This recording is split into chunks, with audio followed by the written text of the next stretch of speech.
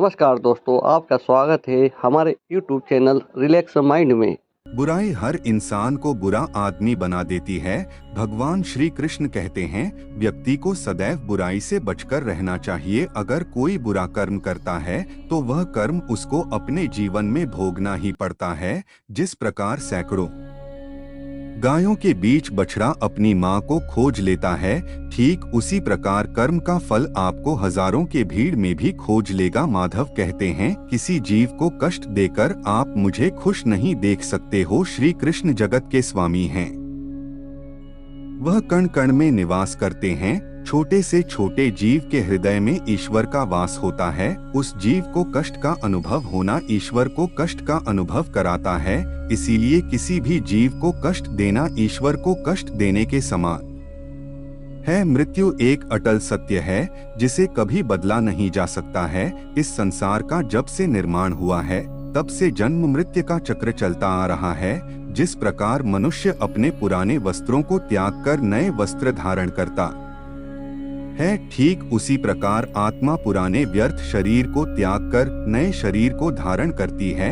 यह प्रकृति का नियम है। इस सत्य को स्वीकार करके भयमुक्त होकर आज में जीना चाहिए। ज्ञानी व्यक्ति ना तो मरने वाले का शोक करते हैं और ना ही उनका शोक करते हैं जो अभी जिंदा है, क्योंकि वह जानते हैं जो मर गया वह फिर से जन्म लेगा और जो जिंदा है वह एक दिन जरूर मरेगा। केवल ज्ञान ही एक ऐसा अक्षय तत्व है जो कहीं भी किसी भी अवस्था में और किसी भी काल में मनुष्य का साथ नहीं छोड़ता। धरती पर जिस प्रकार मौसम में बदलाव आता है, ठीक उसी प्रकार जीवन में भी सुख दुख आता जाता रहता है। युद्ध हो या जीवन, सफलता केवल 3 शस्त्रों से प्राप्त होती है: धर्म, धैर्य और साहस। कोई भी मनुष्य जन्म से नहीं बल्कि अपने कर्मों से महान बनता है। कुछ पाना है तो खुद पर भरोसा कीजिए, क्योंकि सहारे कितने भी सच्चे और अच्छे हो साथ छोड़ ही जाते हैं। मित्र गरीब है या अमीर मायने नहीं रखता, बल्कि वह आपके बुरे समय में आपका साथ कितना देता है यह मायने रखता है। धर्म चाहे जो भी हो, अच्छे इंसान बनो। हिसाब तुम्हारे कर्म का होगा, धर्म का नहीं। खुशी के लिए काम करोगे तो खुशी नहीं मिलेगी, लेकिन खुश होकर काम करोगे तो खुशी जरूर मिलेगी। जब आप दूसरों के लिए अच्छा चाहते हैं तो वही अच्छी चीजें आपके जीवन में वापस आती है। यही प्रकृति का नियम है। आपका मूल्य इससे तय नहीं होता कि आप क्या है, यह इससे तय होता है कि आप खुद को क्या क्या बनाने की क्षमता रखते हैं। हंसता हुआ मन और हंसता हुआ चेहरा, यही सच्ची संपत्ति है। मनुष्य हमेशा अपने भाग्य को कोसता है, यह जानते हुए भी कि भाग्य से भी ऊंचा उसका कर्म है जो उसके स्वयं के हाथों में है।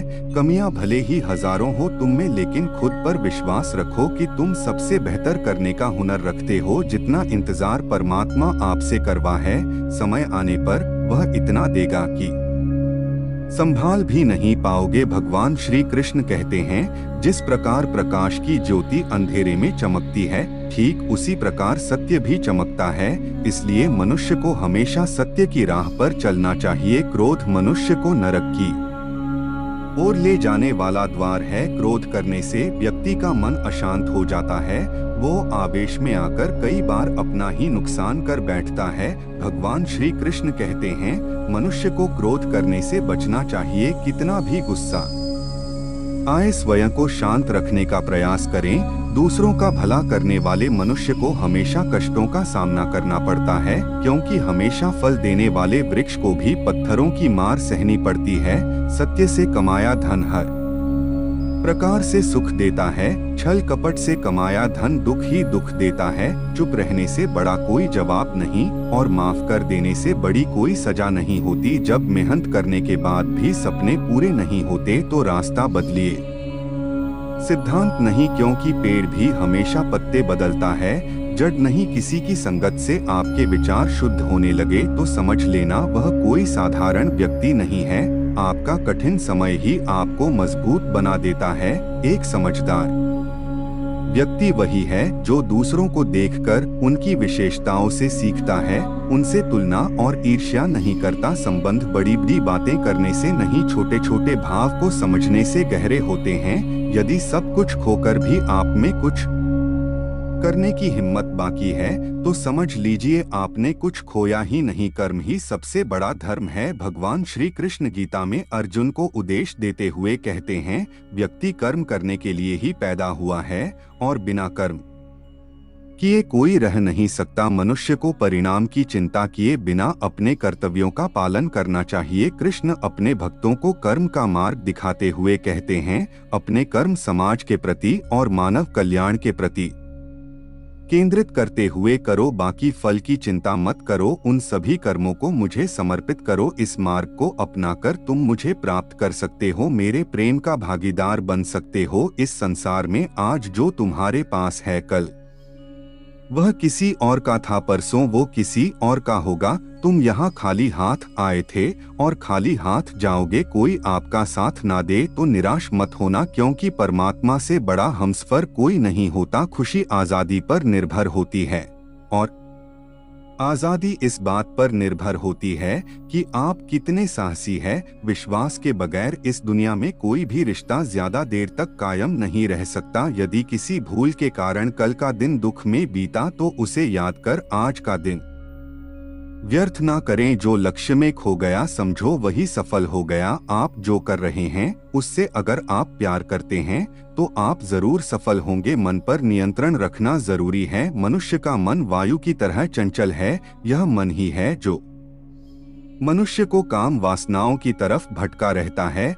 अगर जीवन को सफल बनाना है तो मन पर काबू करना बहुत जरूरी है। मन को वश में करने से दिमाग की शक्ति केंद्रित होती है, जिससे कार्यों में सफलता मिलने लगती है। गीता के अनुसार जिस व्यक्ति ने अपने मन पर काबू पा लिया, वह मन में पैदा होने वाली बेकार की चिंताओं और इच्छाओं से भी दूर रहता है। साथ ही व्यक्ति अपने लक्ष्य को भी आसानी से प्राप्त कर लेता है। अगर मन को वश में नहीं करोगे तो वह तुम्हारा सबसे बड़ा शत्रु बन जाएगा। अज्ञानी व्यक्ति स्वयं के लाभ के लिए कार्य करते हैं, जबकि बुद्धिमान लोग विश्व के कल्याण के लिए कार्य करते हैं। यदि किसी काम को करने में डर लगे तो याद रखना यह संकेत है कि आपका काम वाकई में बहादुरी से भरा हुआ है। कमजोर व्यक्ति से दुश्मनी ज्यादा खतरनाक होती है, क्योंकि वह उस समय हमला करता है जिसकी आप कल्पना भी नहीं कर सकते। झूठ कितना भी बलवान क्यों ना हो, वह सच को नहीं दबा सकता। अपने विचारों को पवित्र बनाओ, क्योंकि व्यक्ति अपने विचारों से ही अनंत काल तक जीवित रहता है। इतना कमजोर मत बनो कि कोई आपको तोड़ सके, बल्कि इतना मजबूत बनो कि आपको तोड़ने वाला खुद ही टूट जाए। भगवान श्री कृष्ण कहते हैं, जब शांति के सारे मार्ग बंद हो जाएं और न्याय ना मिले तो युद्ध करो। वास्तव में मुसीबत में साथ देने वाला मित्र ही सच्चा मित्र होता है। हमेशा शक करने वाला व्यक्ति कभी शांति प्राप्त नहीं कर पाता है। इसलिए संदेह करने से बचे। अधिक संदेह करने से मन की शांति भंग हो जाती है और व्यक्ति भ्रमित होकर अपने संबंधों को नष्ट कर डालता है। तन की सुंदरता मन को आकर्षित करती है, जबकि स्वभाव की सुंदरता हृदय को आकर्षित करती है। इसीलिए मनुष्य का स्वभाव हमेशा निर्मल होना चाहिए। कौन क्या कर रहा है, कैसे कर रहा है और क्यों कर रहा है, इन सब से आप जितना दूर रहेंगे उतना ही खुश रहेंगे। जिंदगी में हम कितने सही हैं और कितने गलत हैं, यह सिर्फ दो लोग जानते हैं, एक परमात्मा और दूसरी हमारी अंतरात्मा। भगवान श्री कृष्ण कहते हैं, जिस मनुष्य के अंदर ज्ञान की कमी और ईश्वर में श्रद्धा नहीं होती, वह मनुष्य जीवन में कभी भी आनंद और सफलता को प्राप्त नहीं कर पाता। भगवान कहते हैं, जो मनुष्य सुख और दुख में शांत रहता है, जिसके राग भय और क्रोध नष्ट हो गए हैं, जो मनुष्य शुभ और अशुभ वस्तु को पाकर प्रसन्न होता है और ना द्वेष करता है, जिन्होंने अपनी इंद्रियों को वश में कर लिया है, वह स्थिर बुद्धि मनुष्य मुनि के समान है। ऐसा मनुष्य स्थिर चित्त और इंद्रियों को वश में करके ज्ञान द्वारा परमात्मा को प्राप्त करके हमेशा संतुष्ट रहता है। जिस प्रकार समुद्र की स्थिति अचल है, भारी से भारी आंधी तूफान आने पर या अनेक नदियों के जल प्रवाह उसमें प्रविष्ट होने पर भी वह अपनी स्थिति से विचलित नहीं होता। मर्यादा का त्याग नहीं करता, उसी प्रकार परमात्मा के स्वरूप में स्थित योगी की स्थिति भी सर्वथा अचल होती है। बड़े से बड़े सांसारिक सुख दुखों का सहयोग वियोग होने पर भी उसकी स्थिति में जरा भी अंतर नहीं पड़ता। वह योगी परमात्मा में नित्य निरंतर अटल और एक रस स्थित रहता है। मोह विनाश का कारण होता है। मनुष्य के दुखों का मूल कारण उसका मोह ही है। वह जितना अधिक मोह करेगा उतना ही अधिक कष्ट भी भोगे। पछतावा अतीत नहीं बदल सकता और चिंता भविष्य नहीं संवार सकती। इसलिए वर्तमान का आनंद लेना ही जीवन का सच्चा सुख है। श्री कृष्ण कहते हैं,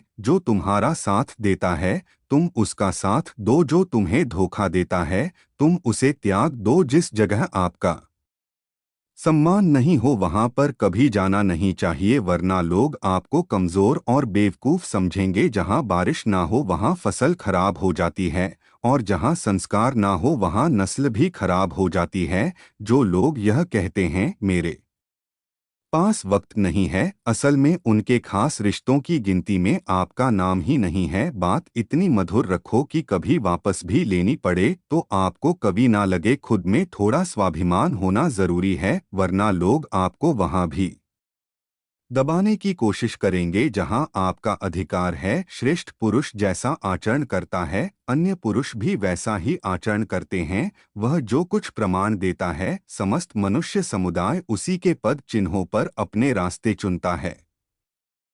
इसलिए सज्जन व्यक्तियों को सदैव अच्छा व्यवहार करना चाहिए। जो मनुष्य ईश्वर में श्रद्धा नहीं रखते वह अज्ञानी मनुष्य जीवन में कभी भी सुख शांति और सफलता को प्राप्त नहीं कर पाते। ऐसे मनुष्य की बुद्धि विपरीत हो जाती है। वे लौकिक और पारलौकिक सब प्रकार के सुख साधनों को विपरीत ही समझने लगते हैं। इसी कारण वे विपरीत आचरण में प्रवृत्त हो जाते हैं। इसके फल स्वरूप उनका इस लोक में और परलोक में पतन हो जाता है। वे अपनी वर्तमान स्थिति से भी भ्रष्ट हो जाते हैं और मरने के बाद उनको अपने कर्मों का फल भोगने के लिए सुकर कुकर आदि नीच योनियों में जन्म लेना पड़ता है या घोर नरक में पड़कर भयानक यातनाएं भोगनी पड़ती है। भगवान श्री कृष्ण कहते हैं, जो मनुष्य अपने कर्तव्यों का पालन करते हुए विपरीत परिस्थितियों में भी अपने धर्म के मार्ग पर अडिग रहता है और उसके कारण अगर उसकी मृत्यु भी हो जाती है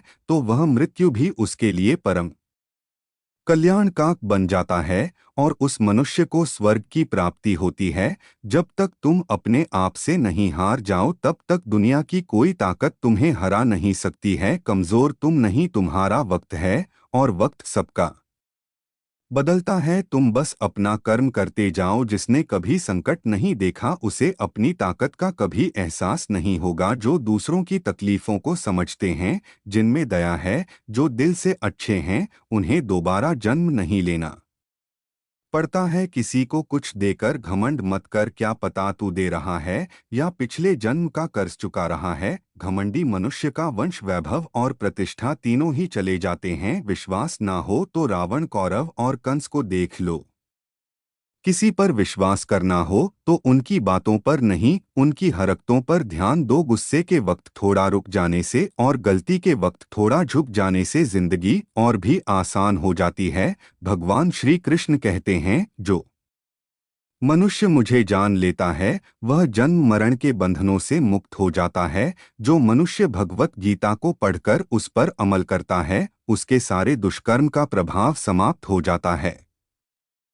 जो भाग्य में है वह भाग कर आएगा और जो भाग्य में नहीं है वह आकर भी भाग जाएगा। भगवान श्री कृष्ण अर्जुन को समझाते हुए कहते हैं कि हे अर्जुन, मेरे और तुम्हारे बहुत से जन्म हो चुके हैं, उन सबको तू नहीं जानता, किंतु मैं जानता हूँ। मैं अजन्मा और अविनाशी हूँ। मैं समस्त प्राणियों का ईश्वर होते हुए भी अपनी प्रकृति को अधीन करके अपनी योग माया से प्रकट होता रहता हूँ। जब जब इस धर पर धर्म की हानि और अधर्म की वृद्धि होती है तब तब अधर्म का विनाश और धर्म की पुनर्स्थापना हेतु मैं अपने एक नए रूप को रचता हूँ और लोगों के सम्मुख प्रकट होता रहता हूँ। मनुष्य मेरी जिस भी रूप की पूजा करते हैं मैं भी उनको उनकी भावना के अनुसार उसी रूप में दर्शन देता हूँ। मनुष्य जिस जिस भाव से मेरी उपासना करते हैं, मैं उनके उस भाव का ही अनुसरण करता हूँ। जो मेरा चिंतन करता है उसका मैं चिंतन करता हूँ। जो मेरे लिए व्याकुल होता है उसके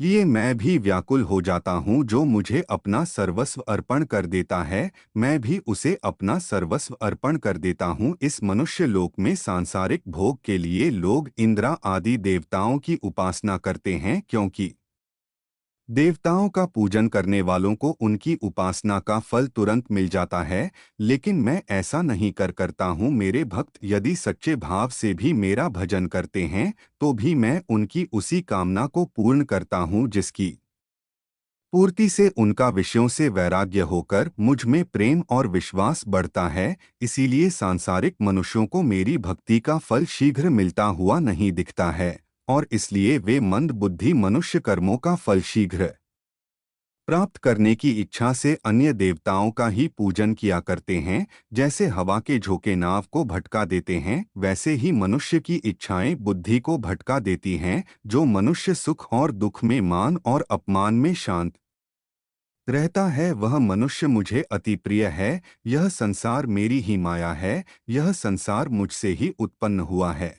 मैं ही इसका पालन पोषण करता हूँ और मैं ही इस सृष्टि का विनाश करता हूँ। मैं भूत, वर्तमान और भविष्य के सभी प्राणियों को जानता हूँ, लेकिन वास्तविकता में मुझे कोई नहीं जानता। समझदार व्यक्ति जब संबंध निभाना बंद कर देता है तो समझ लेना चाहिए उसके आत्मसम्मान को कहीं ना कहीं ठेस अवश्य पहुंची है। प्रेम सदैव माफी मांगना पसंद करता है और अहंकार सदैव माफी सुनना पसंद करता है। कर्म ही तुम्हारी पहचान है। वह एक नाम के यहाँ हजारों इंसान है। अच्छे कर्म करने के बावजूद भी लोग केवल तुम्हारी बुराइयां ही याद रखेंगे। इसलिए लोग क्या कहते हैं इस पर कभी ध्यान मत दो। जितना हो सके खामोश ही रहना अच्छा है, क्योंकि सबसे ज्यादा गुनाह इंसान से उसकी जुबान ही करवाती है। जो पुरुष ना किसी से द्वेष करता है और ना किसी चीज की आकांक्षा करता है, वैसा कर्मयोगी पुरुष सन्या के समान है,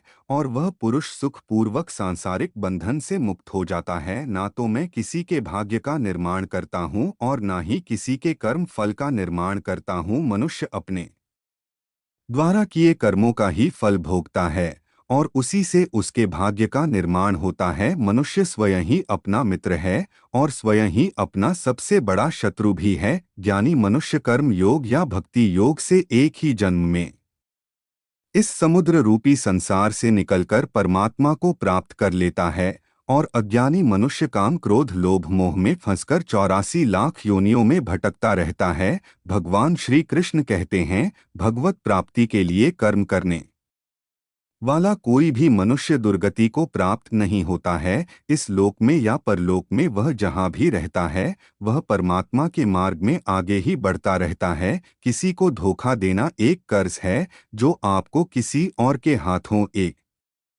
दिन जरूर मिलेगा। एक अच्छी नज़र वही है जो सिर्फ अपनी कमियां और दूसरों के गुण तलाश करती है। कभी उस व्यक्ति पर भरोसा मत करो जो वक्त के साथ स्वभाव बदल लेते हैं। जीवन में कभी किसी से अपनी तुलना मत करो। तुम जैसे हो सर्वश्रेष्ठ हो। सबको अपना जीवन बदलने के लिए समय मिलता है, परंतु समय बदलने के लिए दोबारा जीवन नहीं मिलता है। जो होने वाला है वह होकर रहता है, और जो नहीं होने वाला है वह कभी नहीं होता। ऐसा निश्चय जिनकी बुद्धि में होता है उन्हें चिंता कभी नहीं सताती है। जिनकी बुद्धि माया ने हर ली है, जो जानबूझकर पाप कर्मों में ही लिप्त है, जो मुझे जानने की चेष्टा भी नहीं करते, ऐसे मनुष्य को जीवन में और जीवन के बाद के जीवन में भी कष्टों से मुक्ति नहीं मिल पाता है। जो मनुष्य अंतकाल में भी मुझको स्मरण करता हुआ शरीर त्याग है, वह मेरे परम धाम को प्राप्त होता है।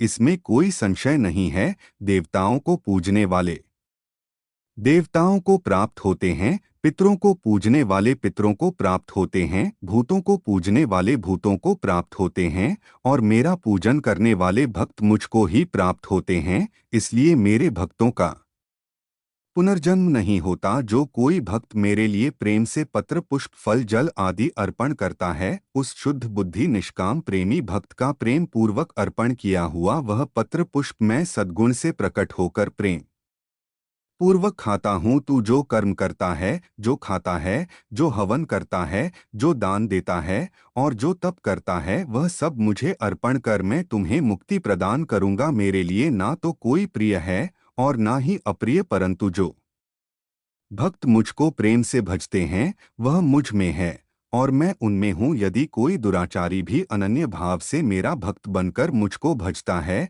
तो वह पुरुष भी साधु के समान है, क्योंकि उसने भली भांति निश्चय कर लिया है कि परमेश्वर के भजन के समान कुछ भी नहीं है। स्त्री वैश्य शूद्र भूत 50 चांदा कोई भी हो, वह मेरी शरण में आकर परम गति को प्राप्त होते हैं। अच्छी नियत से किया गया काम कभी व्यर्थ नहीं जाता है और उसका फल आपको जरूर मिलता है। जीवन की सबसे बड़ी गलती वही होती है जिस गलती से हम कुछ सीख नहीं पाते हैं। तुम आज जो भी कर्म कर रहे हो उसका फल तुम्हें कल प्राप्त होगा, और आज जो तुम्हारे पास है वह तुम्हारे द्वारा किए गए कर्मों का फल है। जो मनुष्य श्रद्धा भाव से मेरी भक्ति करता है, मैं उसे वह हर चीज देता हूँ जो उसके पास नहीं है, और जो उसके पास है मैं उसकी रक्षा भी करता हूँ। जीवन कठिन तब लगता है जब हम स्वयं में बदला करने के बजाय परिस्थितियों को बदलने का प्रयास करते हैं। रिश्ते चाहे कितने भी बुरे हो उन्हें कभी मत तोड़ना, क्योंकि पानी चाहे कितना भी गंदा हो, प्यास नहीं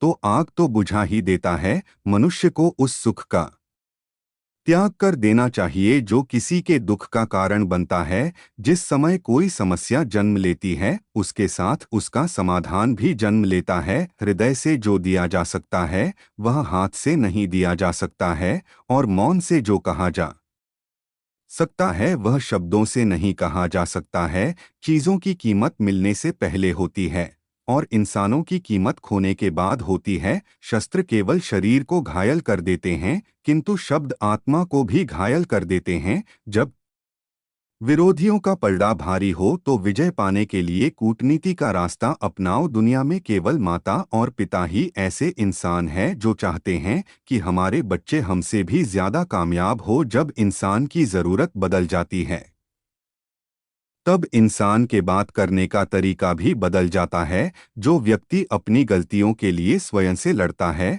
उसे कोई भी नहीं हरा सकता। जिस मनुष्य के हृदय में सच्ची मानवता हो उसकी सोच हमेशा यही होगी कि मुझे मिला हुआ दुख किसी को नहीं मिले और मुझे मिला हुआ सुख सबको मिले। मीठा झूठ बोलने से अच्छा है कड़वा सच बोला जाए। इससे आपको सच्चे शत्रु जरूर मिलेंगे, लेकिन झूठे मित्र नहीं। बुरे कर्म करने नहीं पड़ते, हो जाते हैं, और अच्छे कर्म होते नहीं, करने पड़ते हैं।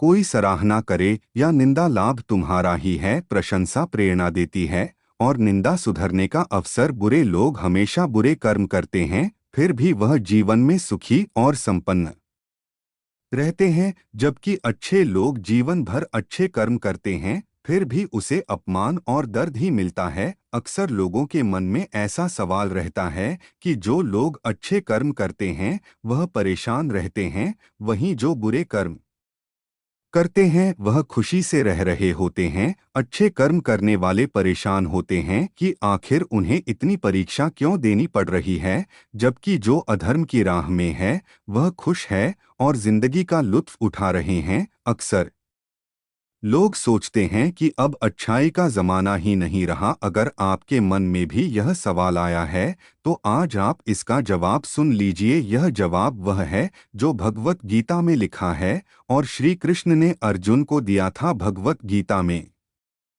वर्णित कथा के अनुसार जब भी अर्जुन के मन में कोई दुविधा होती थी तो वह श्री कृष्ण के पास पहुंच जाते थे। एक बार की बात है, अर्जुन ने भगवान श्री कृष्ण के समीप आकर कहा कि वह दुविधा में है और इसका जवाब वह श्री कृष्ण से चाहते हैं। श्री कृष्ण ने पूछा कि क्या सवाल है। अर्जुन ने कहा, मुझे यह जानना है कि अच्छे लोगों के साथ हमेशा बुरा ही क्यों होता है, वहीं बुरे लोग खुशहाल दिखते हैं। अर्जुन के मुंह से ऐसी बातें सुनकर श्री कृष्ण मुस्कुराए और कहा, मनुष्य जैसा सोचता है और महसूस करता है वैसा कुछ नहीं होता है, बल्कि अज्ञानता की वजह से वह सच्चाई नहीं समझ पाता है। अर्जुन की यह बात समझ नहीं पाए। इसके बाद श्री कृष्ण ने क्या कहा वह जानते हैं। कान्हा ने अर्जुन से कहा कि हे पार्थ, मैं तुम्हें एक कथा सुनाता हूँ, उसे सुनकर तुम समझ जाओगे कि हर प्राणी को उसके कर्म के हिसाब से ही फल मिलता है। प्रकृति हर किसी को अपनी राह चुनने का मौका देती है। अब वह मनुष्य की इच्छा पर निर्भर करता है कि उसे धर्म की राह चुननी है या अधर्म की। कथा शुरू करते हुए श्री कृष्ण ने कहा, एक नगर में दो पुरुष रहा करते थे। एक पुरुष व्यापारी था जिसके जीवन में धर्म की बहुत महत्ता थी। वह पूजा पाठ में यकीन रखता था। वह हर रोज मंदिर जाता था और दान धर्म भी करता था और हर रोज भगवान की पूजा करता था। वहीं दूसरा पुरुष बिल्कुल विपरीत था। वह हर रोज मंदिर तो जाता था लेकिन पूजा करने नहीं, बल्कि मंदिर के बाहर से जूते चप्पल चुराने। उसे दान और धर्म से कोई लेना देना नहीं था। समय बीतता गया और एक दिन बहुत जोर की बारिश हो रही थी। इस वजह से मंदिर में पुजारी के अलावा कोई नहीं था। यह बात जब दूसरे पुरुष को पता चली तो उसने कहा कि यह सही मौका है मंदिर का धन चुराने का। पंडित से नजर बचाकर उसने मंदिर का सारा धन चुरा लिया। उसी समय धर्म कर्म में विश्वास रखने वाला व्यक्ति भी